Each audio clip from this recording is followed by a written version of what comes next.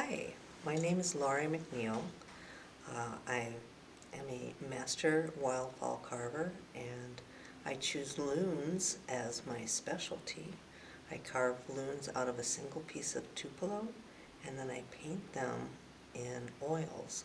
These are life-size loons, and they can actually float in water. They actually had to for competition, and I'd say about 9 months into each one of these pieces. How did you get into wildfowl carving? My mother used to have a stained glass shop in Excelsior, Minnesota. She rented out a portion of her shop to another carver who, he had a gallery, an art gallery, and he started carving what I call pre-carved blanks. They come shaped and sanded, and you stick the eyes in and add a few carving details, then you paint them. And I watched him do this over some weeks' time, and I thought, I've never done that before, but I think I could do better than he's doing. So he had a friend who offered classes through my mom's shop, so I took classes with a 6-week class, and I carved a stylized pintail duck. And when I was carving it, I started getting into the research and looking at what the birds really look like and not just listening to the teacher. And when I looked at pictures, I realized I'd carved things that really weren't realistic, and it bothered me. It was a stylized design, I guess. So I wanted to carve a realistic duck. So I carved, the next 6 weeks, I carved a realistic bufflehead drake duck, male. And then after that, I started doing my own designs, and I won with loons. I've just always been attracted to loons for some reason, and I never lived out in the wild. I never even saw one in life before I even carved one and won Best in Show awards across the country with that loon. So, but I fell in love with them, and because the one, I carved a pair of loons called Quest for the Nest, and that was, it looks like 2 loons that are looking for a nesting area, and brought them as a novice to the first show, and I won Best in Show. That sticks me up into the next level. Years ago, you had to move up a level, so same piece went into intermediate level competition and won Best in Show. And then the same piece again in the professional level. I had to go the next time, so in 3 months I went from novice to intermediate to champion professional, and I was playing hardball with all the really, really world champion carvers, but they started calling me Loon Lady because I started carving loons, and that's how they knew me. Carve a lot of things other than loons, birds of prey and songbirds and things like that, but the loon's always been my specialty, so that's how I got introduced to carving loons.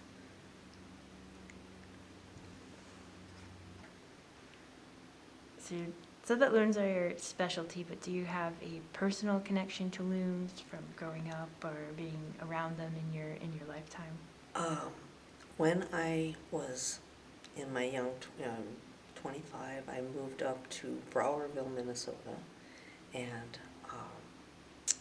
I heard a loon fly over, and I had already carved a loon and won with it, but I'd never seen one in real life. So I jumped in the car, and I drove off to see if I could find it. And I think I found that loon, but it may have been another loon, but I found the loon and got to see it for the first time in real life. That was really exciting for me. Then I got a place up in the same area on Peat Lake, and that had, it was large enough to sustain a family of loons.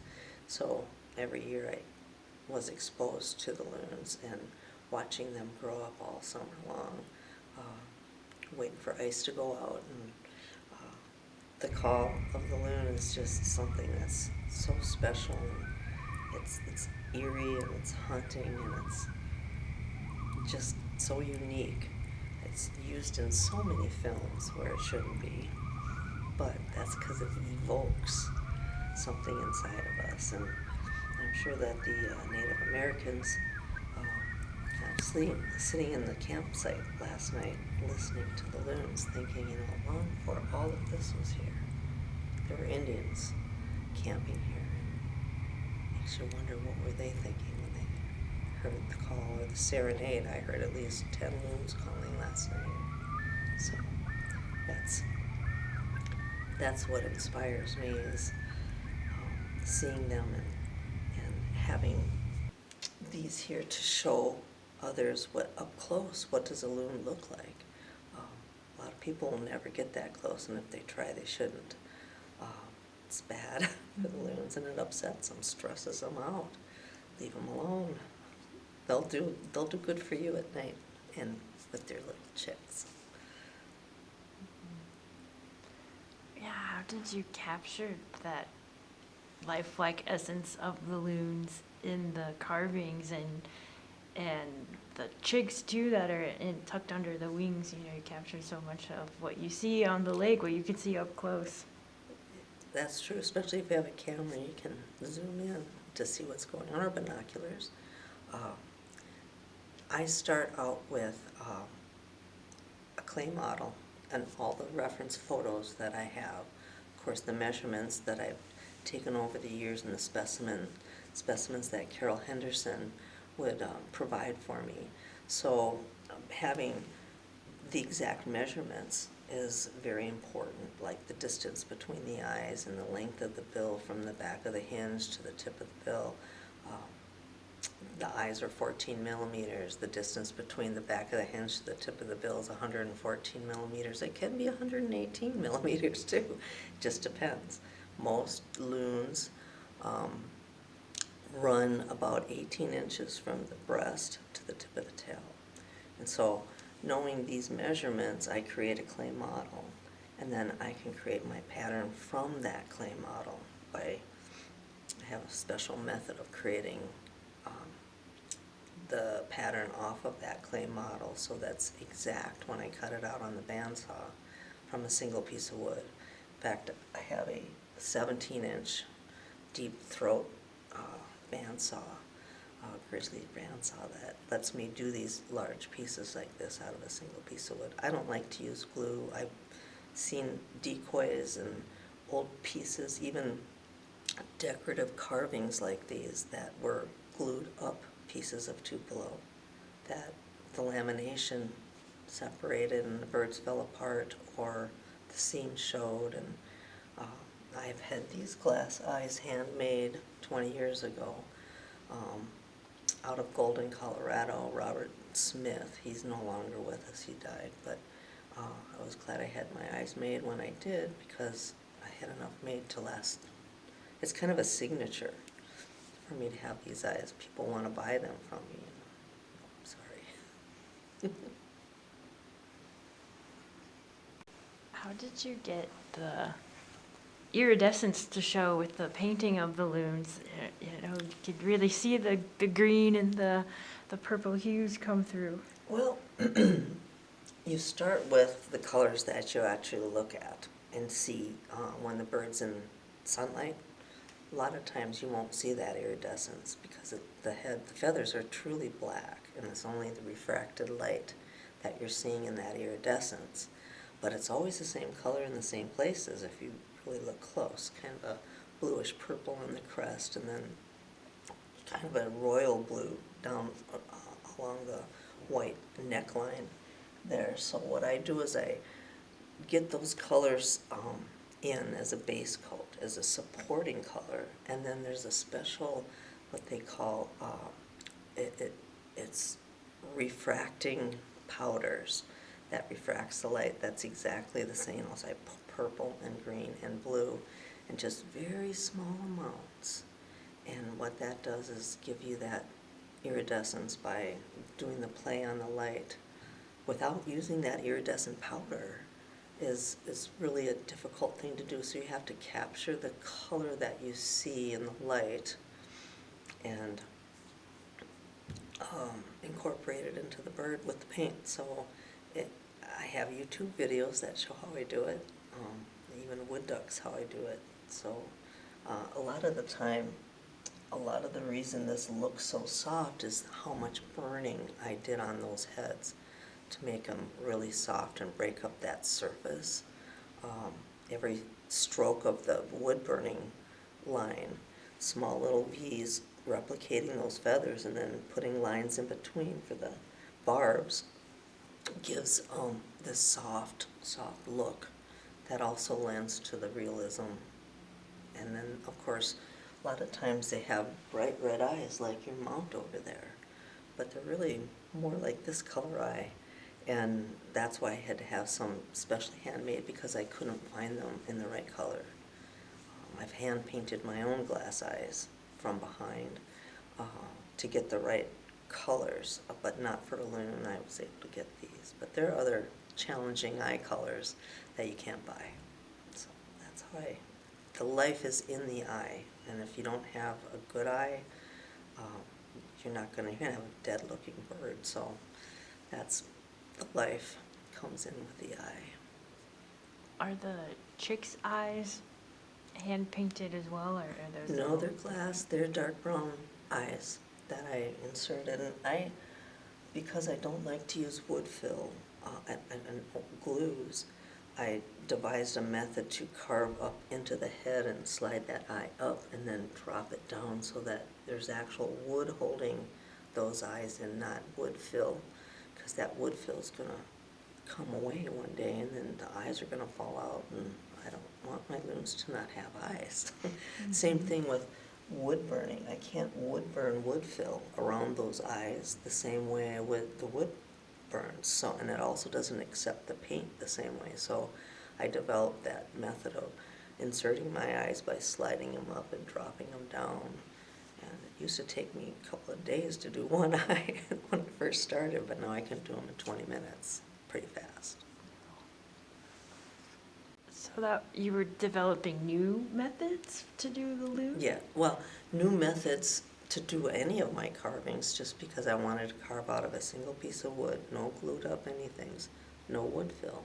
So for me to be able to do that, I had to come up with techniques that I figured out on my own. And there's I think I have 5 videos showing that technique on YouTube, and sandhill crane, loon, even the chick eyes. When I did the clay model of the chick with the loons, or a little loon with chicks, I couldn't get the clay model, the clay, to actually be rigid enough and hold its shape to put eyes in and get a good idea of measurement and how. So I ended up carving 2 little heads and then shoving them into the clay. And I didn't have to set the eyes. I just needed the outer dimensions of that head. And so what I ended up doing was some demonstrations later on at the World Championship, a seminar on how to set eyes. And then I did another video showing on YouTube how I carve them in and set them up and drop them in exactly. So it's actually the dummy chicks that I use on YouTube. But these are all out of the same piece of wood here. The little chick in the front that's facing out front, it was really hard to get my hand in where the body is. And being right-handed, the body was in my way, so I would have to take the power tool that I use. It's like a dental tool, and just kind of dangle it to just slowly remove that wood until I started getting enough room to actually move. But it's very difficult to do these one-piece carvings, and I had to carve way up and underneath and around that head, and then do all the wood burning. When I wood burn the chick heads, it's like a copper needle, fine needle point, and it's hot. So I just do 1,000,000 dots with the burner, or I can also do it with a diamond bit, which is what I use to carve as well. Real super pointy, and just in and in. It's hard to carve down. Down is very soft, and wood is very hard. Sounds like there's a lot of really intricate processes that go into it. How long does each portion take roughly? Well, the clay model probably took about a month. Then, once I've got the clay model, then I take that clay model and I put it on my graph paper. I trace around it. I have a special method of doing that. And then I get a side view, and then I cut it out on the bandsaw. So I'm wielding around this huge chunk of wood that's a loon inside there somewhere. After I remove all the extra wood, that's what I end up with. But the clay model serves as a measuring tool. It's like, okay, I have a center line and I know that the width of the head is this, and I need to bring everything down to that width of the head and every measurement that I have. So when it comes off the bandsaw, it's very hard lined, just a profile and above you. So those hard lines, I'm using a Fordham. Basically, it's a rotary tool that I can hog off a lot of wood at once with a huge bit, and I've got dust collection system that I use to suck the dust away and power carve it all down into one piece of wood. But the rough out goes pretty fast, although it's a pretty big bird. When I carved the other one, it was in 2010, and I was recovering from quadruple bypass surgery. And yeah, I don't know if anyone knows that, but it's your whole sternum after being busted open is really sore. But the slow process of carving that loon was rehabilitating for me, and I got all my upper body strength back enough to even go shooting at the range. So, it was very therapeutic in my recovery for that piece. The rough out time takes I'd say about a week, because you can only do so much, and your arm gets tired and your hand starts getting numb because you're holding on to this vibrating tool. And so you take a break and get back, and it feels like you took off so much wood, and the next morning you look at it and it's like huge. Oh my gosh, I have so much wood. And so then there's the rough out. Once I get it roughed out, I have to kind of get the thing sanded smooth enough to draw with a pencil on. Then I start laying in my feather groups. There's the scapular groups and the side pockets and the breast feathers and the patches on the neck and the crest, and these different things that I lay out in pencil, and then I come back with what would be the equivalent of a dental tool that people go to the dentist and have a cavity drilled out. I use the same kind of diamond tools and burrs to remove that wood. So it starts out with a big, huge, rough out tool bit, and then it goes down to really fine little tiny bits to get the eyes set and the detail on the bill. I save the tail and the bill always for last. They're the most fragile pieces that get knocked around all the time when I'm, wielding this piece around. And once I get that all done, and I won't even finish carving those until I finish wood burning. Now there's texturing that I do with a stone it's a white Arkansas stone that gives me lines, fine lines, but then I go in with a wood burner and I have burned in barbs and quills, and everything's separate, and that's why they look like real feathers, because I've studied the actual individual feathers to know that each of one of these loon feathers has 2 spots on it. A lot of people don't realize that. There's one spot on either side of the quill. Even on the side pocket feathers and on these back feathers, tail feathers, they all have 2 spots on either side. It's just how big they are and where they're located. On some of the side pocket feathers, deep down, if you lift them up and you look in, there's a third. There's 2 on top and 1 on the bottom. But you don't know that unless you can, lift that feather up, and you wouldn't see that in real normal life. But the bird was alive, you'd never see that. So being able to have studied the actual specimen really helped in being able to add all that fine detail. So once I get the detail all added, and I should back up just a little, in competition, because these evolved decoys, these decorative decoys and sculptures have evolved from decoy carving, where they used to take them out and use them for hunting. Now this would never be used for hunting. It's a piece of art, it's sculpture, but put a little bit of a twist in it and still keep that decoy part in it. So in competition at the World Championships, they have to float in water, and they have to float perfectly. And if they don't, then they're eliminated from competition. This one, the single one, took third in the world. And there was 15 other loons that year. It's only 3 places when you compete at the world level. And so, officially I was a master carver. They said I was before that too, but now it's on paper, So once I get all the burning done, all the texturing done, I will carve that tail and carve the bill, and then I seal it with a special sealer so that it's not completely sealed, and the oil paint that I use seals the rest of the bird up, which keeps it soft. Oil paint is really shiny.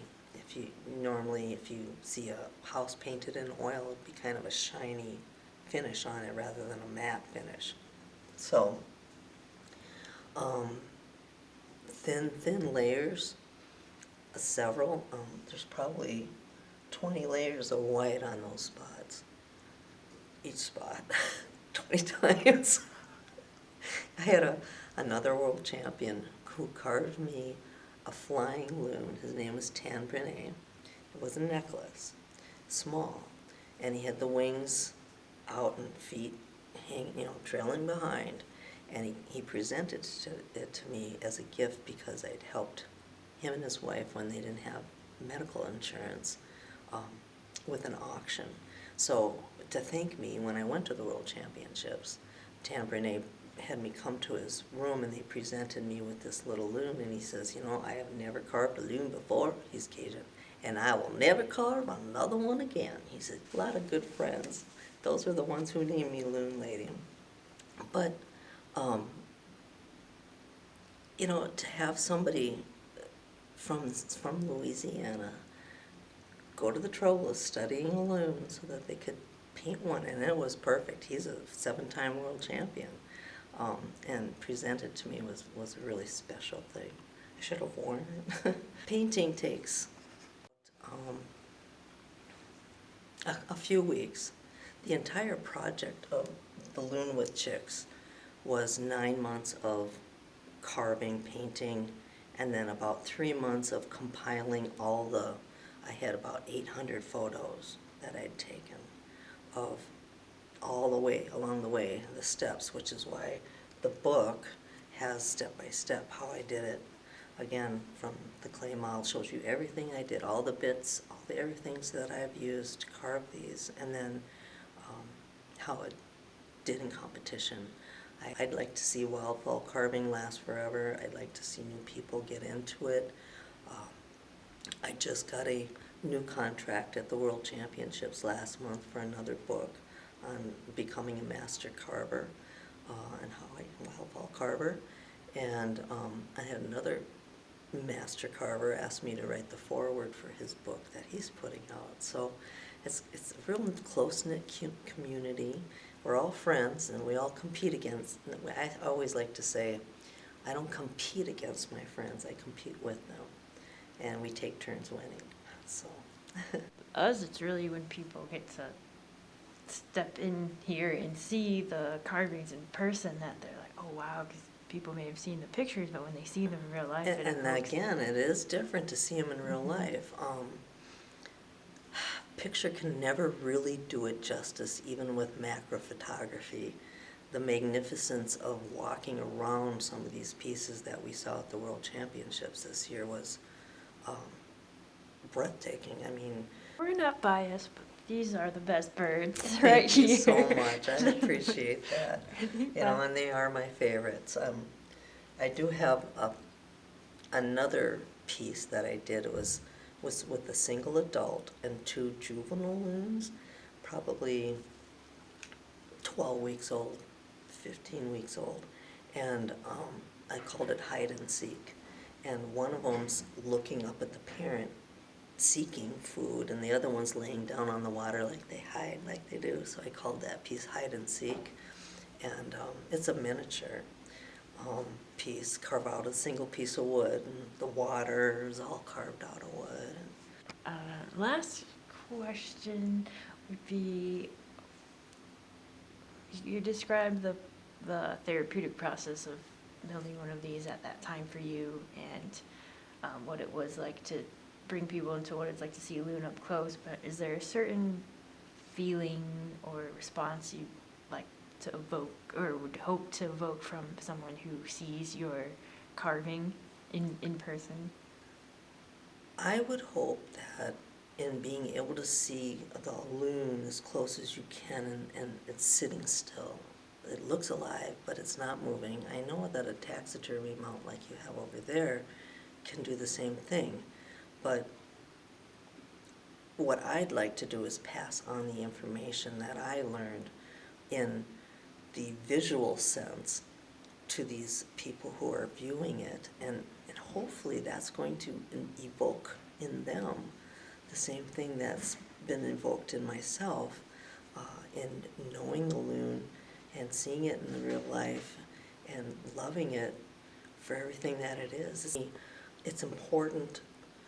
That's why I was so happy to bring these here and let the Loon Center take advantage of what I mean, it's from my heart and my soul when I do stuff like this.